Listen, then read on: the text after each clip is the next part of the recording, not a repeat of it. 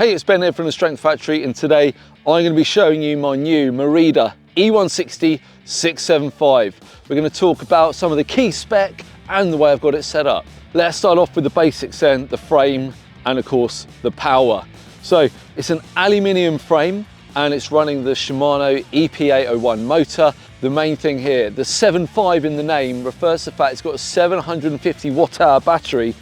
That's packing a lot of power, and you can even buy an extender that's going to go in the bottle cage as well. So if you want to, you can literally ride all day. Merida sizing and geometry is bang on the money for like a modern enduro bike. So I'm not going to go through all the numbers, but something that I have done, which I've done with e-bikes in the past, is I size down. So this is actually a size medium and it's only got a 459 reach. Now generally I ride bikes that are 470 or a bit bigger, but with an e-bike I always like to size down because I feel like you get the stability that the length normally gives you. You get that from the weight of the motor and everything being down low. So on an e-bike I like to size down. You get the stability from the weight, but then you can maneuver it nicely and really be active on the bike by going that size smaller. Components wise, it's running on Marzocchi suspension, which I've never actually run before, and I'm a few rides in now and you can see that it's got that Fox DNA in it. Even though the Marzocchi is lower end than the Fox offerings, you can feel actually there's a lot of similarities, and I'm not quite there with the setup yet, but actually it's feeling real tidy, and out of the box there's no bind, it's super supple. But look, I'm not going to go through the full spec. You can read that online. I'll put a link below so you can find out all about it. The real highlights for me are two things. Number one, and this is really boring, but it's just got a cheap, solid, dependable 10-speed group set. You don't need an 800 quid 12-speed group set on an e-bike, okay? It wears out quickly, it's expensive to replace, and how many e-bikes have you seen chew up rear mechs? And because it's 10-speed, look how short the cage is on that derailleur as well, so it's safer, it's out of harm's way. Also, another highlight, again, it's not flashy. Dior brakes. Again, I've ridden these before. Like, I think blindfolded, you'd struggle to tell the difference between those and the more expensive XTs. They've got plenty of power, 4-pot pistons, big rotors, happy days. There's a few things I've done to make this bike my own.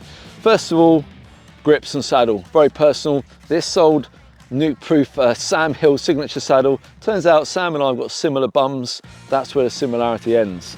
I then love these ODI grips, and again I bought these with my own money. They're the Pro lock-on grips and I love them, especially because I don't like wearing gloves. They're just comfy and they do what they need to do. Then I always run my Carder 10.4 flat pedals. I run them on all my bikes, I've been running them for years. You should definitely check out Carder, made in the UK. I'll get a link in the description below so you can check them out yourself. And then I also run Rimpact. Again, I run that on all my bikes.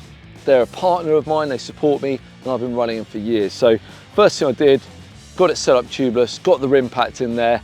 It's just going to look after my rims and yeah, help me have more grip and ride more faster. There's a few more interesting features on the frame as well. The first one for all you engineering nerds out there is actually you have a flex stay on this bike, okay?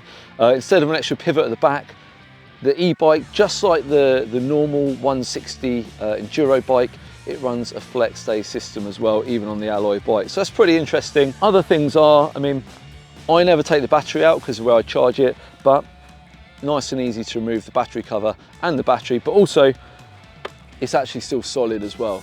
Often easy to remove battery means a battery cover, a battery that falls out, and this feels solid as a rock. Being based in the UK and riding all year, this is an absolute must-have. Okay, so I'm running the Mudhugger Evo, okay, giving me loads of coverage, loads of protection, because yeah, life's too short not to run a big mudguard. Like I said, if you want to see the full spec and the full geometry, then you can go on the Merida website and I'll bang that link below. But for me, it's just an easy bike to get on and just start having a good time. Like, it's just super easy to ride. The geometry is great. It's got quite a long back end, okay, which balances everything out. And for me, the e-bike is all about that skill acquisition.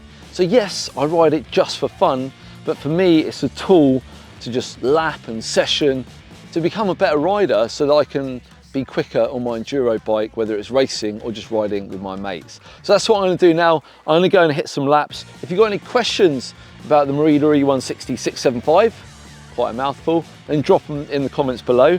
I think it looks sick, in particular in this army green type colour, but I'd love to hear your thoughts as well. So thanks so much, take it easy.